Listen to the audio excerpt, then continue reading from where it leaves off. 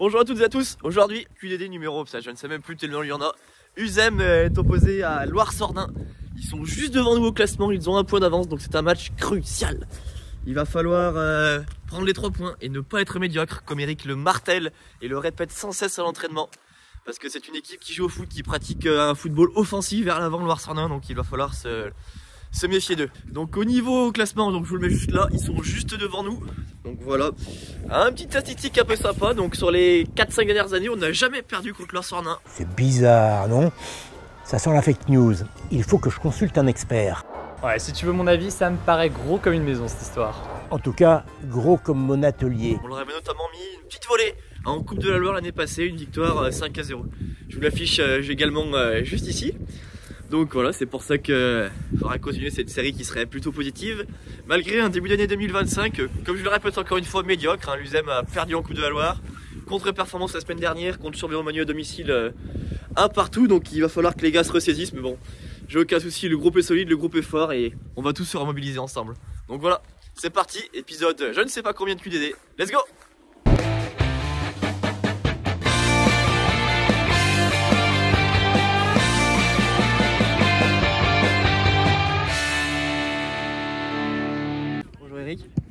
Aujourd'hui, on reçoit Loire-Sordin. Donc l'objectif c'est de prendre des points face à une équipe supérieure. Comme tu as dit toute la semaine, il ne va pas falloir être médiocre aujourd'hui. Oui, c'est à peu près ça. Disons qu'il va falloir essayer de l'emporter pour rester dans la course à la montée, qui reste maintenant, on va dire, peut-être un objectif vu notre situation à la mi-championnat. Après, face à une équipe de Loire-Sordin qui nous avait battu à l'aller, donc on a une petite revanche à prendre. Après, qu'en sera-t-il sur terrain? Écoute, les gars sont plutôt bien. Maintenant, j'espère que sur le jeu, on sera performant. Je suis passé dans le vestiaire rapidement avec Aurel. On a vu une compo plutôt atypique aujourd'hui. Tu peux nous en parler un petit peu? Qu'est-ce qui t'a poussé à faire ces choix? 3-2, 3... Tu sais, la compo est souvent associée à différents facteurs. Le premier, c'est l'état de forme des joueurs. Le deuxième, c'est l'adversaire et ses situations de jeu qui nous avaient offert à l'aller. Et puis après, faire confiance un peu à la jeunesse parce que on en aura besoin sur cette deuxième partie. On a un petit peu de jeunesse malgré tout. Donc, écoute, à eux de nous montrer. Tu tentes quelque chose? Tu te prends un petit peu pour le coach du PSG, quoi? Non, pas jusque-là, parce que je ne suis pas aussi motivé que ça. Mais bon, aujourd'hui, on a un bon coup à jouer. Et, écoute, on verra tout à l'heure ce qu'il en sera, mais ça sera un bon match dans tous les cas, parce que c'est 2 équipes qui se livrent. Donc ça devrait donner, je l'espère, du spectacle. Parfait, merci Eric.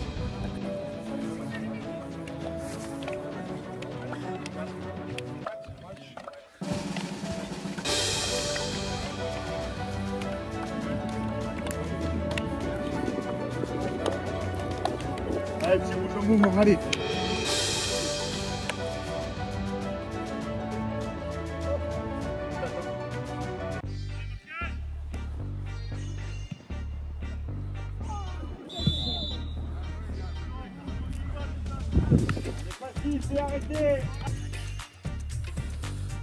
Bon les gars, pour info, je vous le dis là, il n'y a pas eu trop d'interviews, il n'y aura pas trop tout ça parce qu'en fait je sors du match de la 2 juste avant, on a joué à 13h, là ça enchaîne direct, donc j'ai pu choper Eric à la volée. Petite victoire 3-0 de la 2 d'ailleurs. J'avais pas pu marquer, mais bravo, gros joli but d'Adrien Gilbert entre autres, franchement c'est une belle performance de la 2. Puis là le match de la 1 est parti et puis voilà, petite interview d'Eric, je vais essayer de choper le coach adverse à la mi-temps, mais il y aura un petit peu moins d'exclus que d'habitude, mais je vous promets que ça va revenir doucement, mais j'ai pas pu faire autrement malheureusement aujourd'hui, voilà, je vous embrasse.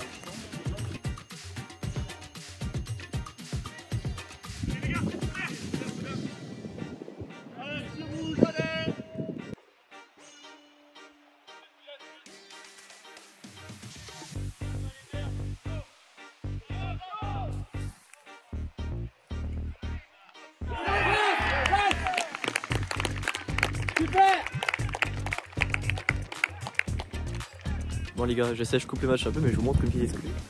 Juste après, vous allez voir le président. À tous les matchs, il fait des tours de terrain parce qu'il est trop stressé. Regardez-le faire.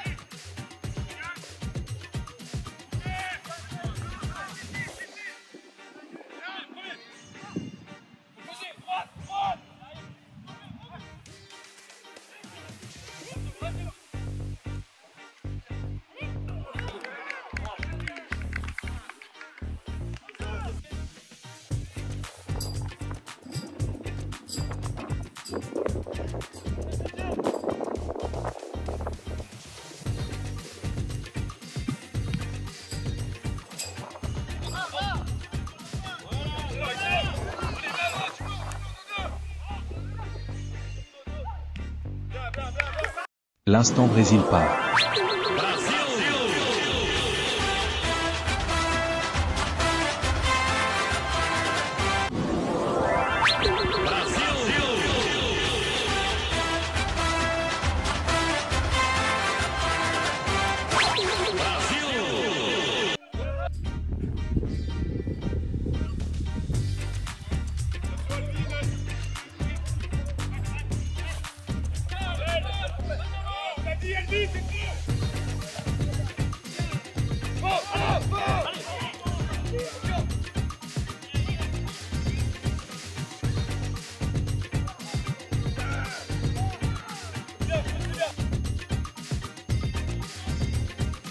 Oh.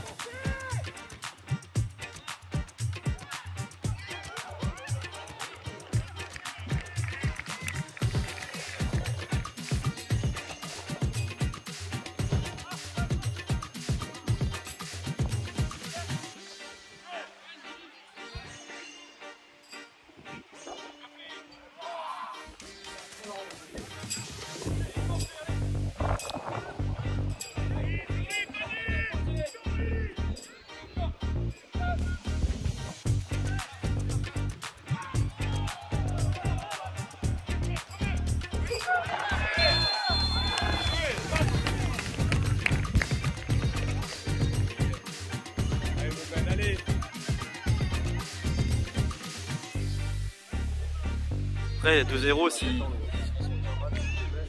À 2-0 c'est plus simple de rentrer après, là tu verras.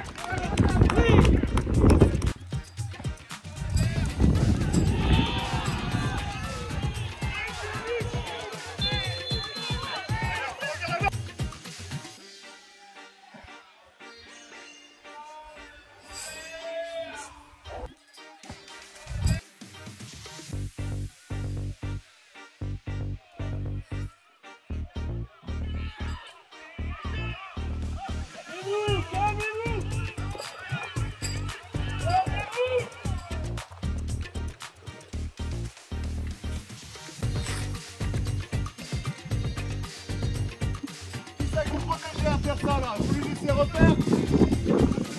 Ah ouais, le brassard il va y aller, c'est mort.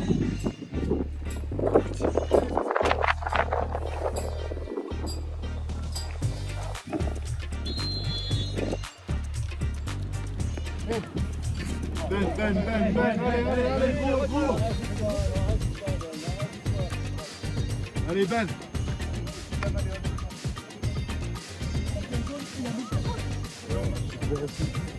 Initial qui est arbitré au départ, donc il fallait revenir m'expliquer. L'action sur Ben, oui c'est rouge.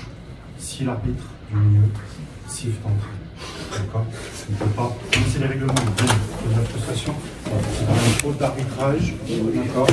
Ils ont dit la frustration, voilà, ça mérite un rouge. Ils savent que ça mérite un rouge pour protéger Ben. Mais du moment que l'arbitre du milieu n'a pas sifflé au départ, d'accord, il siffle un hors-jeu, il ne peut pas lui mettre rouge. D'accord. Donc ils ont bien confiance. J'ai informé les arbitres qu'au match aller, ils avaient durci le jeu aussi et que voilà, ça allait être compliqué. Ils devaient faire un match, donc restez bien concentrés, allez pas vous faire déstabiliser parce qu'il peut se passer. Confiance, faites-vous confiance, mais surtout pas tourner au jeu.